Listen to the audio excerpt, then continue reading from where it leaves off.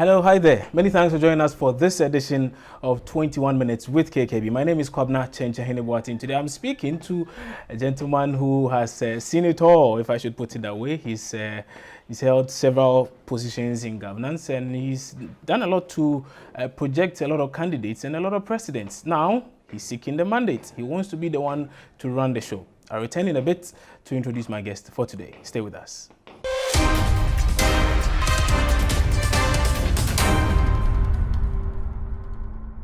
Dr. Ekwow Spio-Garbrah is my guest today on 21 Minutes with KKB. Doc, good to see you.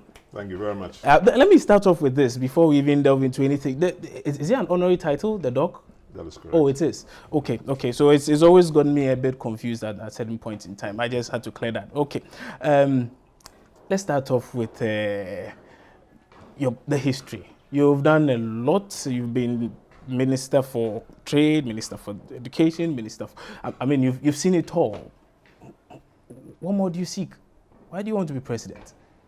Well, maybe your statement about I've seen it all is not exactly complete. Okay. Because, as you've just implied, I've not seen the position of a vice president. I've not experienced the position of a president. Mm-hmm. And indeed, to have seen most things in life in terms of the variety of occupations and professions that I've pursued or have been privileged by God's grace to experience, people will ask you along the lines. And indeed, it just so happens that almost everybody who has been my supervisor at one time or the other, going back more than 30 years, has asked me whether based on the efficiency and the competencies and the ideas that I had and have, whether I've thought of any leadership position in my country. But it's all coming about because of the pressure people began to give to you, suggestions that, you know what, you look like a good leader, why don't you stand for this, why don't you do that? I won't call it pressure, it's conversations that take place and then self-recognition. Why did it have to take you so long to declare your intention to be president of Ghana? I don't think it has taken so long. I don't know whether, I know you're a young man, but in 2006, if you look at this brochure, when I was a much younger man. Yeah, much way younger. I presented myself to the people of Ghana as a potential leader of this country. So this is not something that is new. At that time, unlike most other people who present themselves for leadership and don't even tell you what their vision is. So you had a vision at the time. Can I have a look at that? There's a whole document That's about fine. my vision for Ghana, my vision for the NDC, which is the party, my vision for the presidency, the seat itself, that job. If you get that job, how will you manage it? All that is in writing. So it's not something that has just happened overnight. But as I said, it's taken a number of years, maybe decades of all kinds of incidents and suggestions here and there until I said to myself that President Mills actually was the one that said this to me numerous times when he himself was a candidate and when I was campaigning for him, when I was director of communication for him. And he would call me and say this to me, and with other people sometimes listening, that if at any time I can't pursue this agenda, you are the only person I'm going to support. And I said, Mr. President, please, I mean, we are campaigning for you, so let's go ahead. So I guess my technical error was in 2006, when because of what he'd said, and when he himself admitted that he was not too well, then I said, well, maybe this is the time he wanted me to come forward and offer myself as a leader. But apparently the party thought otherwise. And so he won the flagbearership race, and we came and supported him. I campaigned for him, raised a lot of money for him. I was very surprised. And he told everybody that he had said to people in 2003, when I was going to take the job of Chief Executive of the Commonwealth Telecom Organization, and I quote him that when I become president in 2004, Ekwow Spio-Garbrah is the first person I shall appoint as a minister in my government. Now, I didn't know why he would say that, and many people were a little surprised. Some were not happy that President Mills said that. So if somebody who has worked with many people decides that of all the people I've worked with, this is the person I think can do this or that, all that helps to make you don't get a heavy head, but you feel that there's a responsibility that is being laid on you. You were a minister under the Ekwow Mahama government, and one of the key things that a lot of people said probably led to John Mahama being kicked out of office was the fact that he couldn't deliver on a lot of promises. He said a lot of things, or he tried doing certain things, but in the end they didn't really come out the way and manner in which he expected. One of them was the government's inability to stick to certain timelines as to when we're going to see sugar from the Komenda Sugar Factory. Of course, at the time you were trade minister. So there was no particular timeline. Nobody had been promised a timeline, and this was not a campaign promise. It was not even in our manifesto. But when I took over as the Minister for Trade and Industry, the sod had been cut for the construction of sugar processing factory in Komenda. The factory was actually built 3 months ahead of schedule. If you're interested in timelines, it was supposed to have been completed and possibly commissioned as late as October 2016. At the time when people were describing the president as the Commissioner General, that he was just going around commissioning anything and everything, which was even not ready, just to score political points. No, the factory was ready. I'm saying that the factory was supposed to have been ready in October 2016, but the Indian contractors actually completed it on around May 2016, and I think it was about the same time. I don't want to, give you wrong information when it was commissioned. So the sugarcane went into the factory in the eyes of more than 20 camera crew from as many media houses. They saw the sugar being crushed, they saw molasses being produced, they saw sugar actually physically coming out. So when people say that the factory never produced any sugar, I don't know where the media footage is. So where's the sugar? Well, the sugar is in the ground now. It's not, the factory is not working, but it's not the NDC government which is in power now. That question you're asking is a very, very good question. It should be asked of the incumbent government, because we handed over to them a completed sugarcane processing factory worth about $35 million, and at the time, based on the loan of the Indian government. At the time, so their job was to make sure that the factory works. Just as your father hands over to your property, he wants you to manage sugar it. was produced during your era. Without the slightest question, yes. Are you saying you didn't hear this as a it's media not person? about. It's not about what you hear or what you see. It's not about what you on camera. But I'm saying that personally, and there were several reports that were done. We spoke to indigents in the area as well.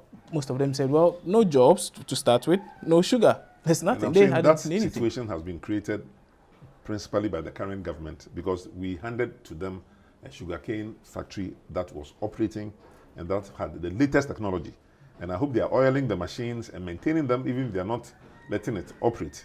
But with all due respect, our friends in the NPP have generally had a problem with what they inherit from another government. And if you go back to the Nkrumah era, where Nkrumah left them almost 300 state-owned enterprises, they consciously allowed many of these factories to just collapse, whether it was the Bonsa tire factory, which Firestone had for many years was running, whether it was the Abosso glass factory, which was producing glass. Ghana has not produced any glass of any kind for more than 30 years.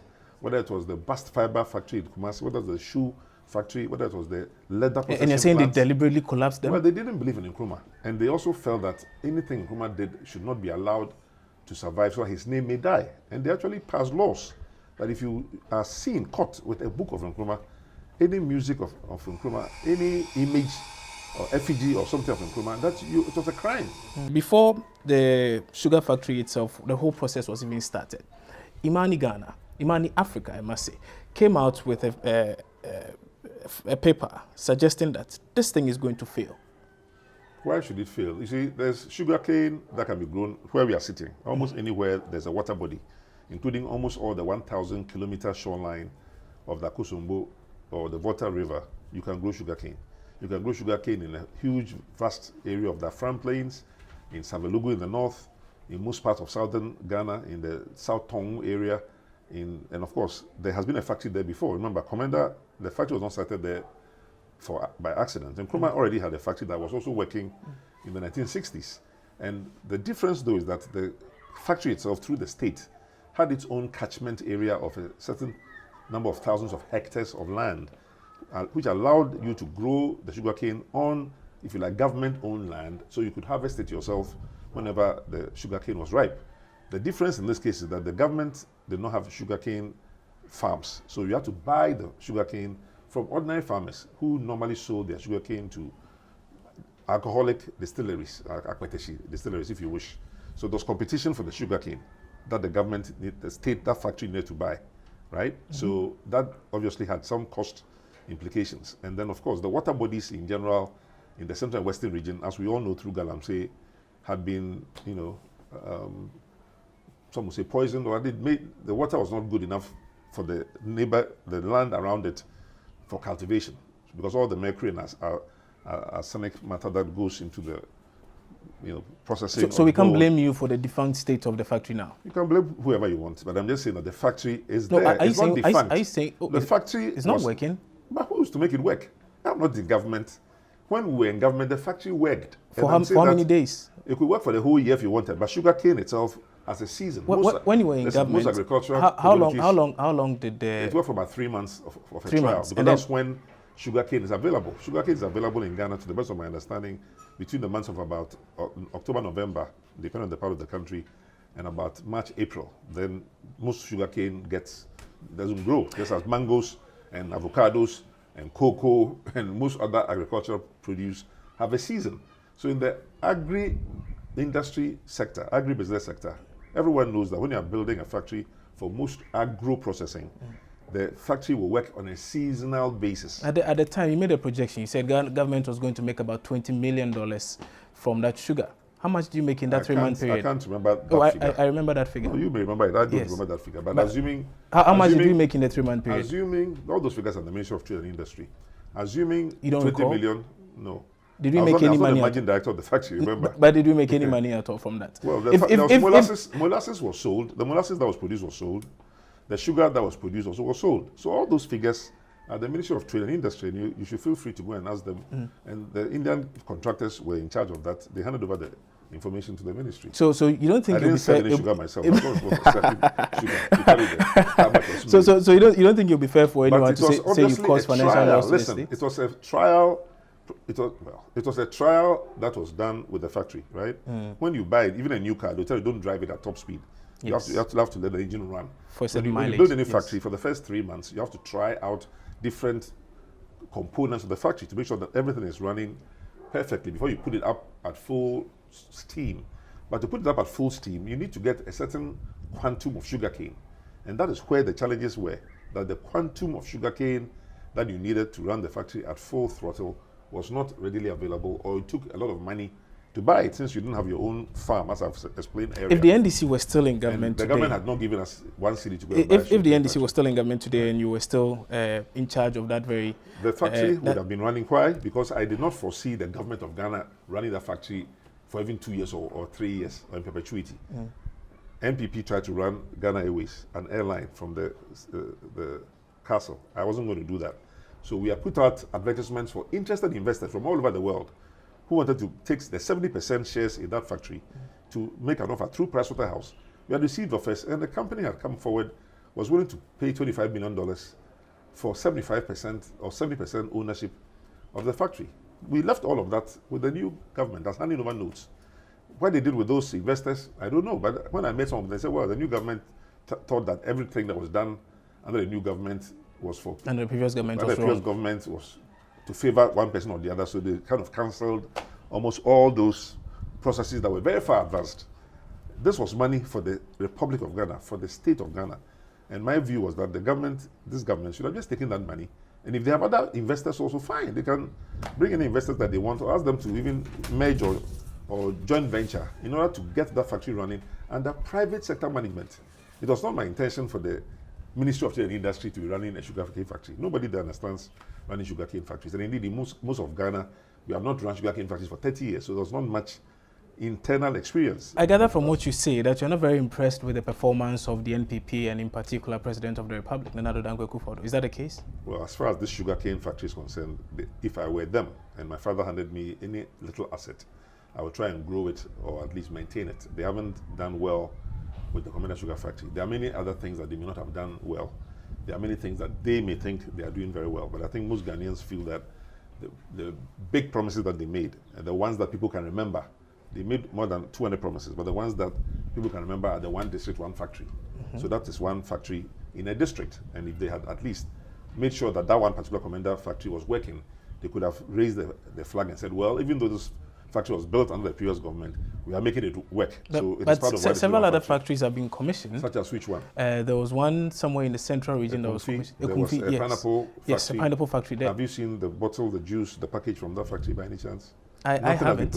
I didn't see the sugar from Komenda also. Yeah, but it's okay. But in this case, you can go and check it. Okay. You can go and check it. And I'm saying that now the Komenda, the Ekwow pineapple factory ought to be producing. But I saw them spending time on farm, on trying to produce pineapples. I produce pineapples myself anyway, so I'll be very happy to sell my pineapples to the Ekwow Pineapple Factory if they are looking for pineapples. But the Ekwow is a fantastic area for pineapple growing. There are more than 1,000 pineapple growers in Ekwow. I've gone and sat in some of their meetings in the past. So it's a good place for the location. But whether one district, one factory means your factory, you private sector man's factory, the government comes and cloaks the national flag around it and then claims this is one district, one factory. I don't know whether that's... Is that what they are doing? Well, that's what has been done. As far as I know from that factory, I didn't hear that the government of Ghana had any shares. For example, in the factory, it may be that the government is helping the private company to get loans from private banks or from wherever. Is that not better than government itself burdening itself with all of these things? Exactly. We are speaking the same language. I didn't say government should be, investing in factories, but I'm saying the way it was sold to Ghanaians, most Ghanaians thought the government will come and make sure that there's one district, one factory in each district. But how they will do that is the business model that nobody knows. The financial model nobody knows. People have gone to the one district, one factory office in cantonments and asked them for the policy framework, for the business model, financial model, and there's nothing there. And after one whole year of wasting the people of Ghana's time with that project under that particular ministry, I think it was put under the office of the president. One district, one factory. It's under the office of the president. And I believe it was put under the specific oversight of a certain minister, I think Howard Kumson. I think it's the same ministry that had the 800,000 website story. So quite clearly, there wasn't much happening in that ministry. And everybody was confused. These are the same people who said they're going to pay 2 million cedis for just budget preparation. I don't know which kind of consultants they're going to hire to help them prepare a budget, which almost any good accountant can do for 20,000 cedis. They're going to pay 2 million cedis for it. It's all in their budget. But I'm saying that had they given that project to my good friend Alan Chematin in the Ministry of Trade and Industry, I'm sure he would have known what to do. But this is probably internal MPP politics, where sometimes in Ghana, we don't want people who are capable of doing something to be given the chance to do it. So you're saying they are not necessarily delivering on the promises, the way and manner in which they... Well, if they are delivering, you, a very well-informed media person, will mention 5 places in the northern sector of the country where 5 dams have been built in the first year. So you choose to focus on the things that have not been done. How about the things that have been done? They promised free SHS. They have started implementing it. The free SHS, I think most parents were hoping that all 3 cohorts, SS1, SS2, SS3, would have benefited from it. But after they looked at the cost, which they didn't want to look at earlier, when President Akufo-Addo was asked by a BBC interviewer how much it will cost before the elections, he said, well, I can't tell you. I have to go back to Ghana and tell people there. But in Ghana, he couldn't tell us either. In any case, they won the election. They've now discovered this is going to be far more expensive than we imagined. So we can only do the first year. So if you have you're a mother or a father with 3 children in year 1, year 2, year 3, you got upset and angry. They came out with a plan. They said they're starting with the first year, and in subsequent years, they were going to spread it to all the other years. So we are waiting on them. And I'm saying that first year when they started, within the first half of the term, and maybe towards the end of the whole term, the schools had only received 20% of the budget that had been expected. As things stand now, we've not heard the schools complain that monies have not been. As things stand now, headmasters being suspended for apparently that was at the time. And of course, there's intimidation going on. Of course, the ministry also came out to suggest that the ministry came out to suggest that the people were not being suspended or being transferred because of that particular comment they may have passed. I do not know what really happened. I mean, if you give a beza or a matron in a school 1 cedi, 10 pesos for breakfast, 1 cedi, 10 pesos for lunch, 1 cedi, 10 pesos for dinner, for a growing child between the ages of 14 and 18. I don't know how much you feed, if you have children, how much you feed them. But children in that age, they eat quite a bit. That 3 cedi, 30 pesos per child, per student is abysmally low. So parents who could afford to pay their children's school fees, let's remember in Ghana here, there are parents who take their children to some of the well-known, fancy, so-called international type schools where they pay 2, 3, 4, 5,000 cedis or dollars a term or a year. And such parents can easily pay 1,000, 2,000 cedis for their children's school fees in secondary school. But if you prevent them from paying fees for their own children, then they get frustrated. So you think the MPP's free education policy is just a populist move? Oh, it's certainly very populist in the manner in which it was promoted, in the manner in which it was implemented, because if we're all saying that it wasn't thought through, and the budget for it has hovered between... I'm not saying that. I just asked many Ghanaians believe it wasn't well thought through. The Ghana Education Service certainly believes that. Most teachers certainly believe that. Most parents certainly believe that. And the MPP itself believes it, because when you tell us Ghanaians that you're not going to establish a separate fund for those who want to donate voluntarily to help senior secondary schools to put their money in. Did you hear that, Yes, proposal? That is ridiculous. Because I had the privilege and honor by the grace of God to establish the Ghana Education Trust Fund when I was Minister of Education. Yeah. And the act of the Ghana Education Trust Fund, the Get Fund Act, actually allows private individuals and institutions to donate towards the Get Fund. Except the Get Fund has not taken advantage of that provision in its law to mobilize additional funds from any number of sources except from the VAT 2.5% that goes into it. And I myself wrote a proposal to them during the Akufo era to help them to raise funds from outside the public purse. And they turned it down and told me to my face at a board meeting that I cannot be asked to do that because I'm an NDC man. And I've come to help the government of Ghana. I've come to help parents in Ghana. I've come to help students. And I even said, you don't have to pay me. You can, whatever funds are raised for you, you can give me a percentage of it. I mean, if I don't raise any funds, you don't pay me anything. This is the kind of problems that we have in the country where we refuse to tap into the knowledge of any number of people because of the winner-takes-all approach to our politics. And therefore, people who may have various talents, at any particular time, the boat of development of the nation is being rowed by only 50% or less of the population. Actually, I was coming to ask you, I was going to ask you about that, this winner-takes-all thing. So from what you say, you think we need a paradigm shift? We need to now begin to look at what an all-inclusive government? Well, I don't know whether the language will be all-inclusive, but certainly there must be ways in which there'll be frontline positions. Will you be willing to serve in another than Akufo-Addo's government? I think there are ways of serving a country which doesn't have to be in the government. You see, this is the problem. Will you be willing Listen, I'm to explaining to you. You mentioned one thing. I'm serving Ghana already. And there are many ways I can serve my nation. So it depends on what kind of service they would like me to serve. I can serve in my nation. As a minister, that's a frontline position. And so for a frontline position, you must believe in the manifesto of the party that has won the election, that is announcing its ministers. You must be able to sit in a cabinet meeting with that government and agree with most of what they are saying, or if you want to disagree, you disagree. But because I don't believe in their philosophy, it will be a problem for me to be a minister. But there are many other ways in which a non-MPP person can serve the government and people of Ghana. Which of them would you be comfortable with? I can't nominate my own positions and lobby for it. I'm not interested in lobbying. The position I'm interested in now, as you started this interview, is leading this nation. You speak of a forward agenda. What is it? It's about moving the nation forward, moving our own NDC party forward. Because your party is lacking behind? Well, once you lose an election, you are behind. So it's like it's a lame horse. Football team. You can be relegated to the second league or whatever it is, or you're at the bottom of the league. You want to lead. You're certainly not ahead. You want to sit on the lame horse and think and hope that the lame horse can take you to victory. How does that work? No horse is lame forever. The lame horse was somebody else's image. My image was that of a car which has had an accident.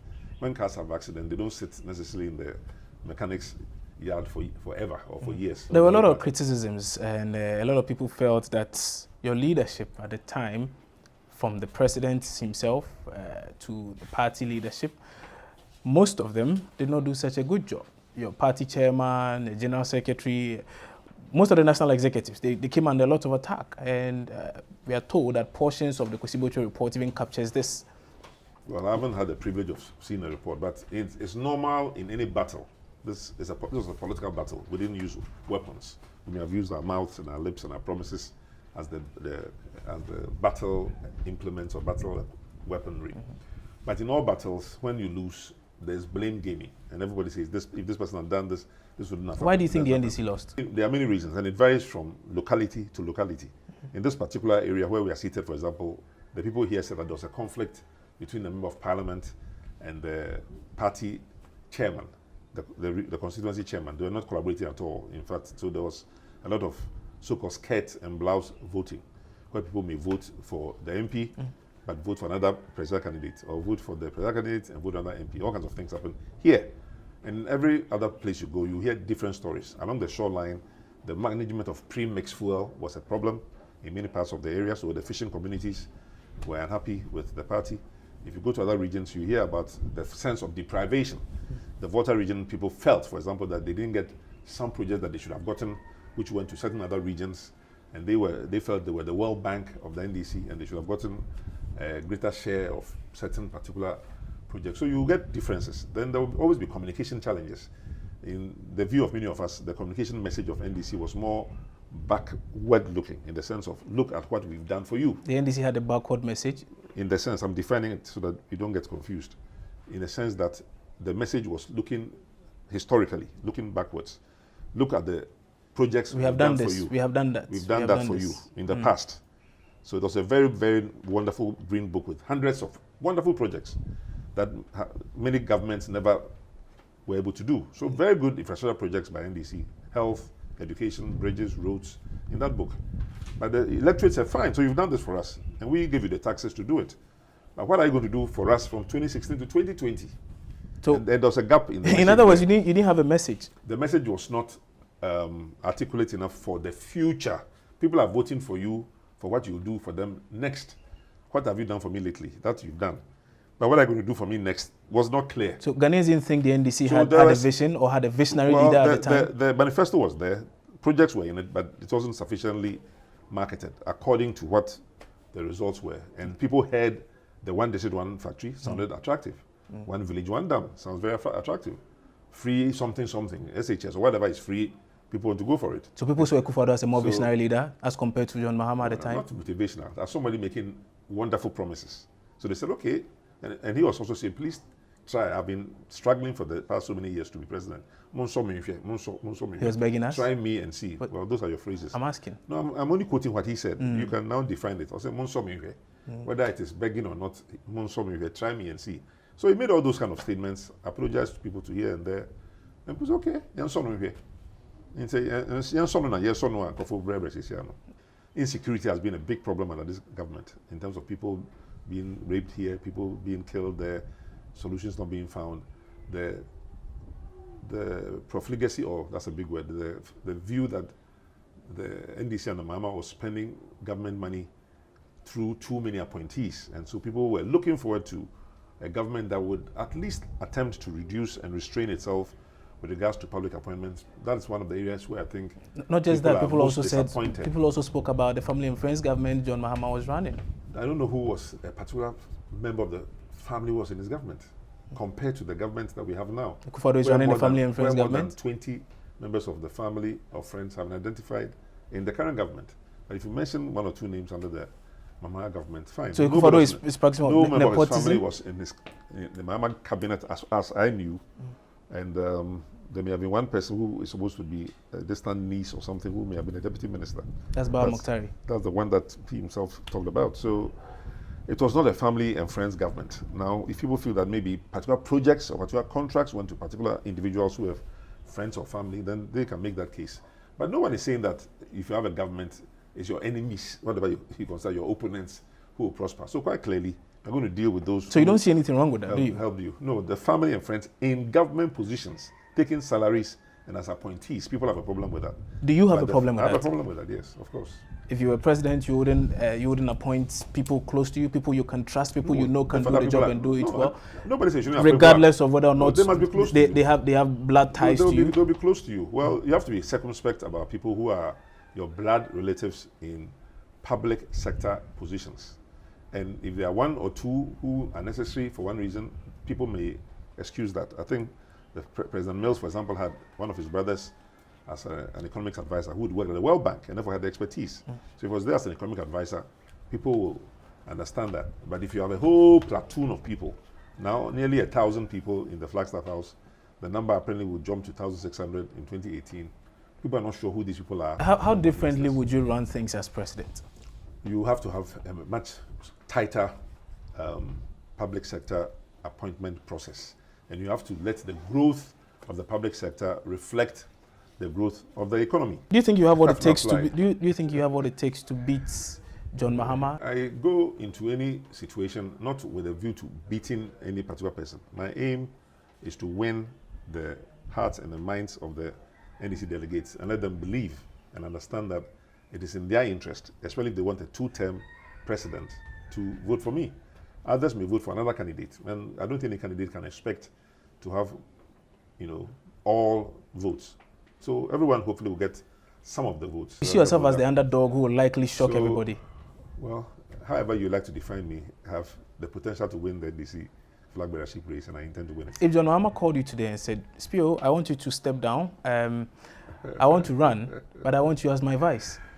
He hasn't called me to say that. If he did that. Well, you are speculating. Yes. We can't discuss speculative ideas here, otherwise hypotheticals, as we say. Let's wait and cross the bridge where we get to it. But at this time, and based on the documents in front of you, since 2006, I've made it known to Ghanaians and to people all over the world that if NDC is looking for a leader, if Ghana is looking for a leader, I am one of many people that they could consider for that leadership. And I think people want to have a choice. When you go to the supermarket, you don't want to see only one toothpaste sitting on the shelf and then you pick that one. Even if there are 7 other toothpaste and that one is the best, the 7 will also be there just in case you want your teeth to be whiter or to be brighter or to have a bad breath, whatever it is that people are looking for. Different products offer different solutions. So you go to a nightclub or a bar or restaurant, you want to see 4 or 5 beers or 7 wines, even on the wine list, and you choose. So you're saying the NDC delegates, NDC needs choice. They opted for one person. We saw what happened. They should now opt for someone else, which is you, and you will likely give them something better. Is that what you're saying? Well, I'm saying that they must be given a choice. Oh, they have been given a choice? In the past, they were not. In 2012, we didn't have any contest for the flag bearership. In 2016, there was no contest for the flag bearership. In 2018, there will be a contest for the flag bearership, and I'm one of the potential contestants. Doc, many thanks for your time on 21 Minutes with KKB. Ekwow Spio-Garbrah, he's a seasoned politician, and as you can see, he has quite a depth of knowledge and a wealth of experience. He's saying that this time around, he also wants to be president of the Republic. Of course, he wants to lead the NDC, and then if he's given the mandate, he can contest whoever it is that the NPP also presents to the table at that very moment. You're confident of victory? You're going to beat anybody the NPP brings? That is the whole idea. Akufo-Addo? Absolutely, why not? Baumia? He's a one-term president. Alan Chemanti? One-term MPP. One-term president. Yes. So definitely. That has been Ekwow Spio-Garbrah on 21 Minutes with KKB. My name is Komenda Sugar Factory. I'll see you soon, hopefully, with another guest you are expecting.